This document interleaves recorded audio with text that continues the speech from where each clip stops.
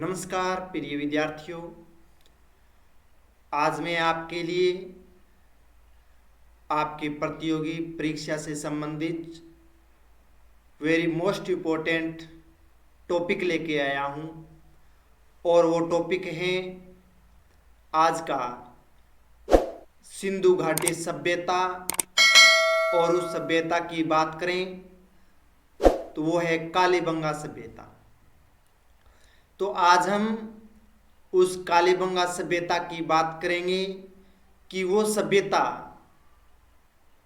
घगर नदी के किनारे, जो प्राचीन सरस्वती नदी थी, उसके किनारे ही क्यों पनपी थी, उसका रहस्य क्या था, उससे आने वाले इम्पोर्टेंट मैं आपको क्वेश्चन बताऊंगा।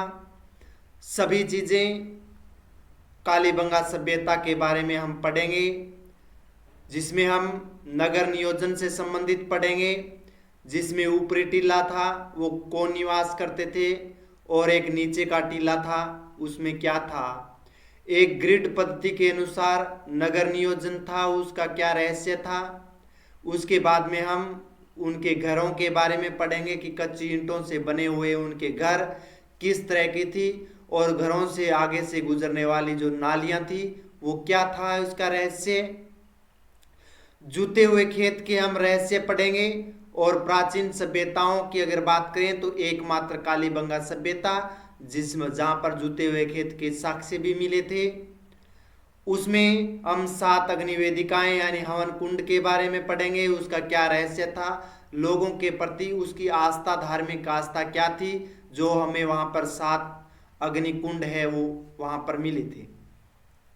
उसके बाद में हम कालीबंगा सभ्यता की बात करें तो वहां पर काली चूड़ियां मिली थी, उनके आधार पर इस सभ्यता का नाम क्यों पड़ा था कालीबंगा। वहां पर हम तांबे के दर्पण देखेंगे जिसका क्या रहस्य था। और कुछ वैज्ञानिकों ने इसके सभ्यता के नष्ट होने के जो प्रमाण मिले, वो किसी ने भूकंप भी बताए थे, जो मोस्ट रूप में एग्जाम में पूछे जाने वाले ये क्वेश्चन है। तो हम यहाँ के कृषि, यहाँ के धार्मिक स्थलों के बारे में, यानी धर्म अनुष्ठान किस तरह से होते थे, और विज्ञान के जो रहस्य थे, जो अनसुलझी कहानियाँ थी, आज उस गुत्थी को हम सुलझाएंगे, हम प्रयास करेंगे। तो आपका ये टॉपिक आपकी प्रतियोगिता एग्जाम के लिए बहुत मोस्ट इम्पोर्टेंट रहने वाले हैं। और अंत में मैं आपको बहुविकल्प क्वेश्चन बताऊंगा, इससे आने वाले जो क्वेश्चन थे और पीछे आए हुए क्वेश्चन हैं उसके बारे में मैं बताऊंगा। तो आप इस वीडियो को छोड़ करके कहीं नहीं जाइएगा, आप इसी क्लास के साथ बने रहें अपनी नोटबुक के साथ में। अभी तक आपने लाइक नहीं किया, लाइक कर दीजिए, कमेंट कर दीजिए और शेयर कर दीजिए उन दोस्तों को जो प्रतियोगी परीक्षा की तैयारी कर रहे हैं। और जो कालीबंगा सभ्यता एक मोस्ट इम्पोर्टेंट, जिसे सिंधु घाटी सभ्यता के नाम से जाना जाता है। तो आइए हम शुरू करते हैं इस कालीबंगा सभ्यता के बारे में। और कालीबंगा सभ्यता के बारे में अगर देखें तो हम चलते हैं कि प्राचीन कालीबंगा सभ्यता क्या थी, इसका नाम किस आधार पर रखा गया था। अगर प्राचीन सभ्यता की बात करें जिसका नाम है कालीबंगा, जिसे सिंधु घाटी सभ्यता की इसे तीसरी राजधानी भी कहा जाता है। ये क्वेश्चन इंपॉर्टेंट है, पूछा जाता है कि सिंधु घाटी सभ्यता की तीसरी राजधानी किसको कहते हैं, तो कालीबंगा सभ्यता को कहते हैं। क्योंकि हड़प्पा और मोहनजोदड़ो के बाद में जो सभ्यता पनपी थी वो थी कालीबंगा सभ्यता। और इसे तीसरी राजधानी है वो दशरथ शर्मा ने कहा था। तो ये क्वेश्चन बनता है, यानी तीसरी राजधानी किसे कहा है, तो वो कालीबंगा सभ्यता आएगा। और किसने कहा था, तो वो दशरथ शर्मा ने कहा था। अगर इसका अर्थ देखें तो इसका अर्थ है काली चूड़ियाँ, यानी वहां पर कालीबंगा का जो अर्थ है काली चूड़ियों से, क्योंकि वहां पर खुदाई में, उत्खनन में वहां पर काली चूड़ियाँ प्राप्त हुई थी और अवशेष के रूप में काली चूड़ियाँ होने के वजह से इस सभ्यता का नाम रखा गया था कालीबंगा। तो युग कौन सा आता है, अगर युग की बात करें तो वो आता है कांस्य युग, यानी ब्रोंज एज जो युग था, उस युग में ये सभ्यता पनपी थी। अगर इसके महत्व की बात करें तो इसका जो महत्व है वो हड़प्पा और मोहनजोदड़ो के बाद तीसरा प्रमुख नगर था। यानी हड़प्पा और मोहनजोदड़ो के बाद में ये तीसरा नगर होने के वजह से इसे सिंधु घाटी की तीसरी राजधानी के नाम से जाना जाता है। और ये शब्द किसने दिया था? वो दिया था दशरथ शर्मा ने। तो आप लिख लीजिए, अर्थ लिखिए पहले। कालीबंगा का शाब्दिक अर्थ, लिख लीजिए। कालीबंगा का शाब्दिक अर्थ काली रंग की चूड़ियों से है।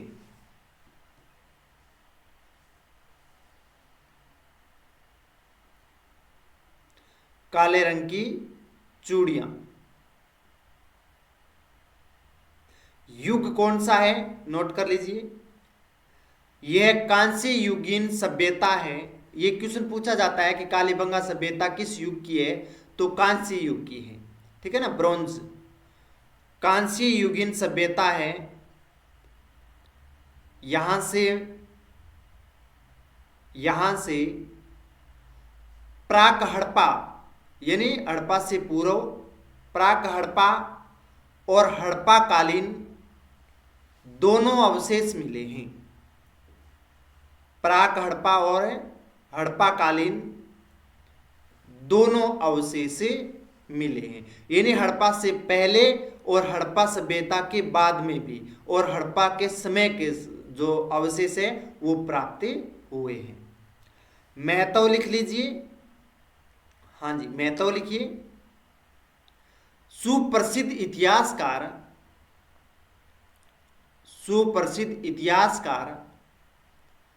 दशरथ शर्मा ने,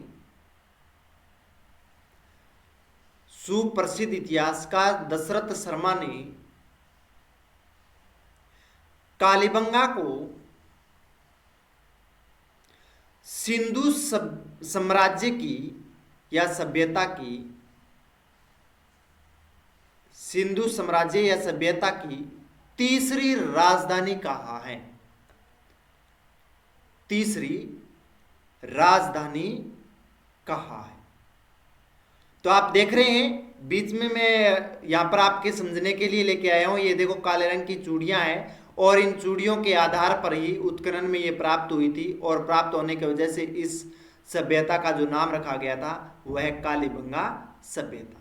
बंगा जो शब्द है वो पंजाबी और सिंधी शब्द से बना है, बंगा शब्द है, और काली वहां के काले रंग की चूड़ियों की वजह से, इसलिए इस सभ्यता को बोलते हैं कालीबंगा सभ्यता।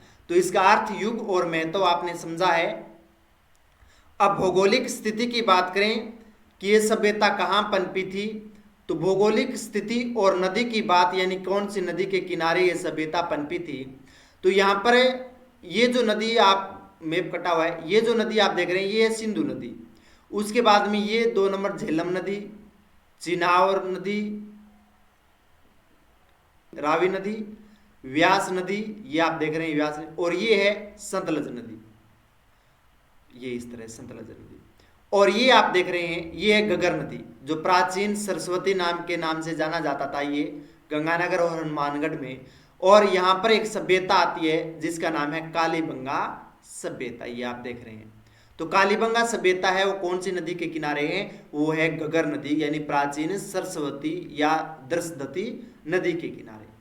अगर जिले की बात करें तो किस जिले में है? तो वो राजस्थान के हनुमानगढ़ जिले में है, तो हनुमानगढ़ जिले में है। अगर तहसील की बात करें तो पीलीबंगा तहसील के अंतर्गत आती है। और जिला मुख्यालय से इसकी दूरी की बात करें वो 30 किलोमीटर है, यानी जिला मुख्यालय हनुमानगढ़ जिले मुख्यालय से अगर बात करें कालीबंगा सभ्यता की दूरी की तो वो 30 किलोमीटर की दूरी पर मौजूद है। ये अमूमन क्वेश्चन पूछे जाते हैं सीटी के एग्जाम में, लेब असिस्टेंट के एग्जाम में, या फिर कांस्टेबल के एग्जाम में, ये सब पूछे जाते हैं। यानी हनुमानगढ़ जिला मुख्यालय से कालीबंगा सभ्यता की कितनी दूरी है? 30 किलोमीटर है। कालीबंगा सभ्यता किस जिले में है? हनुमानगढ़ जिले में है। कौन सी तहसील में है? तो इस तरह के क्वेश्चन है वो पूछ सकते हैं। उसके बाद में अगर नदी की बात करें, कौन सी नदी के किनारे ये सभ्यता पनपी थी, तो आपको मैंने मैप में यहाँ पर समझाने का प्रयास किया था। ये गगर नदी है, तो यानी गगर नदी है, उसका जो प्राचीन जो नाम है, और प्राचीन नाम इसका सरस्वती या दृशदती के नाम से जानी जाती है नदी। ये क्षेत्र प्राचीन समय में इस क्षेत्र का ये जो भूभाग है, इस क्षेत्र को ब्रह्मावृत के नाम से जाना जाता है। तो ब्रह्मावृत प्रदेश के नाम से इस प्रदेश को जाना जाता था प्राचीन समय में। और गगर नदी को सरस्वती या दृशदती के नाम से जाना जाता है, जिसे हम वर्तमान में गगर नदी के नाम से जाना जाता है। और यह स्थल प्राचीन सरस्वती नदी के बाएं तट पर स्थित है। ये पूछ सकते हैं क्वेश्चन कि गगर नदी या सरस्वती नदी के कौन से तट पर कालीबंगा सभ्यता है, दाएं बाएं आपको पूछ सकता है। तो वो है बाएं तट पर, जो अब विलुप्त हो चुकी है। जो सरस्वती नदी है वो क्या हो चुकी है, लुप्त हो चुकी है, विलुप्त हो चुकी है। हाँ, भौगोलिक स्थिति में तो या नदी लिख सकते हैं, इसका जिला में लिखिए। हाँ, जिले में लिखिए। वर्तमान में राजस्थान के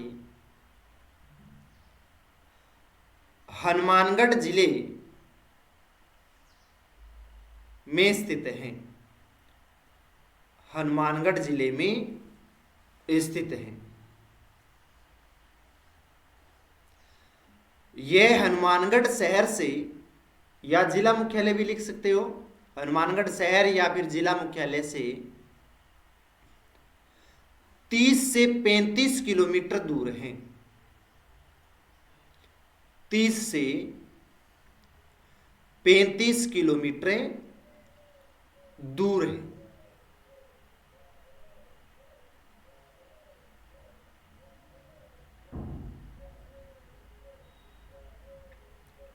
हाँ, नदी में लिखिए। यह प्राचीन सरस्वती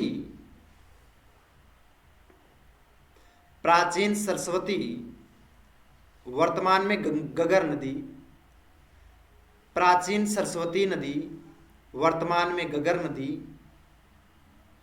के बाएं तट पर स्थित है। जो कालीबंगा सभ्यता है वो बाएं तट पर स्थित है।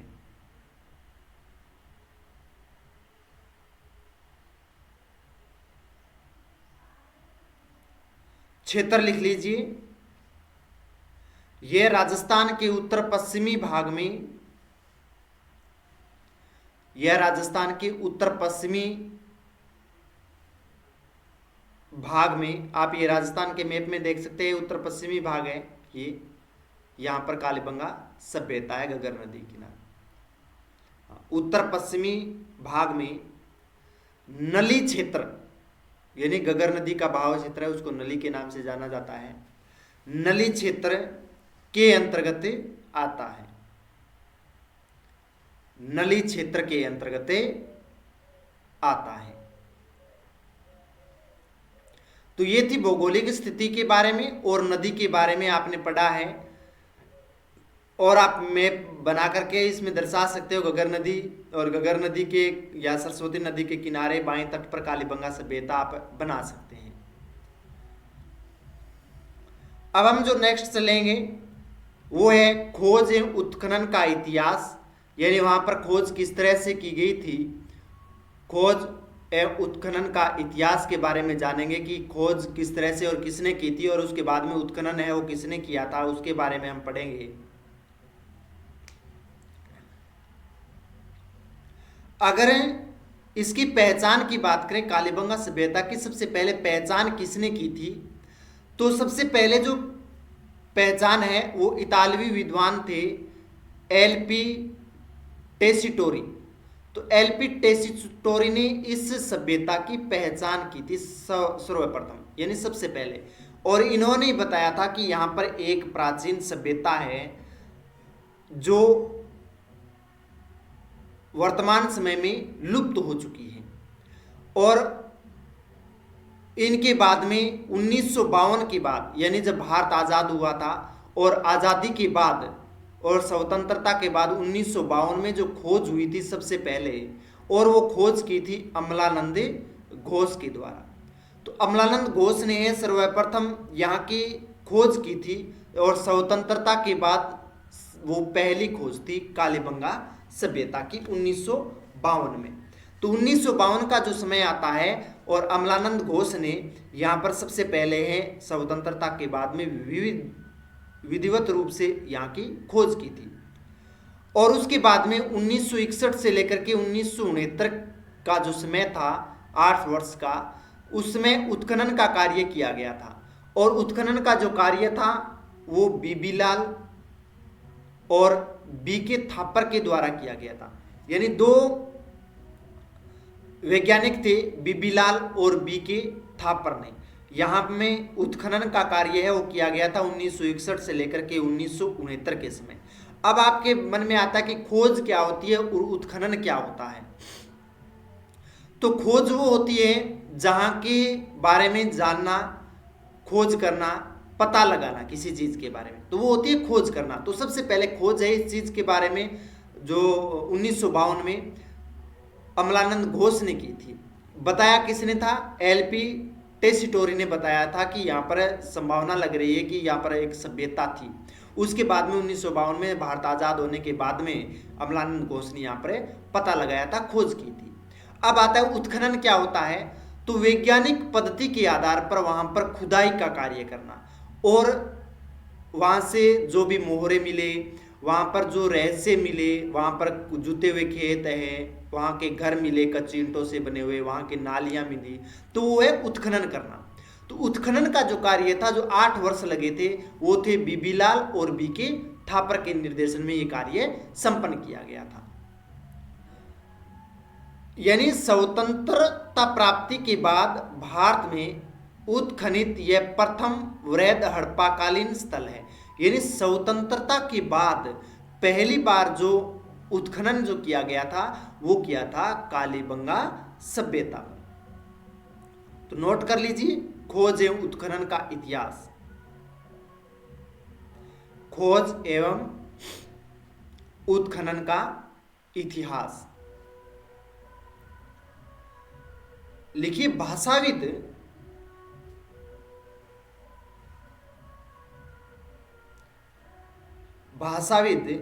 एलपी टेसीटोरी ने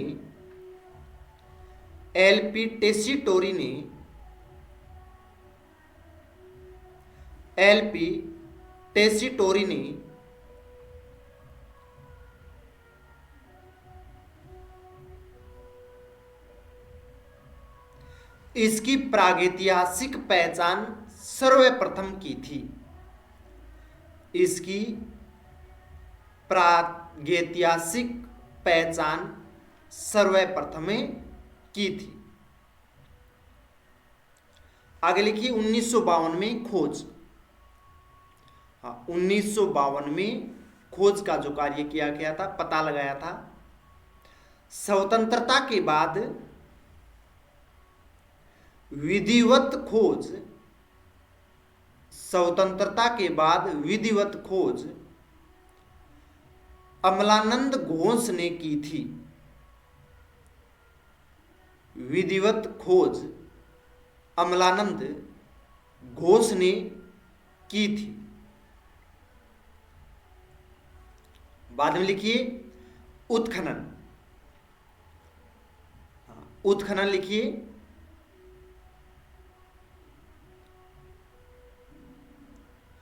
उन्नीस सौ 1961 से 1969 के बीच 1961 से 1969 के बीच व्यापक स्तर पर 1961 से 1969 के बीच व्यापक स्तर पर यानी बड़े स्तर पर खुदाई बीबीलाल और बीके थापर, खुदाई बीबीलाल और बीके थापर के निर्देशन में हुई थी।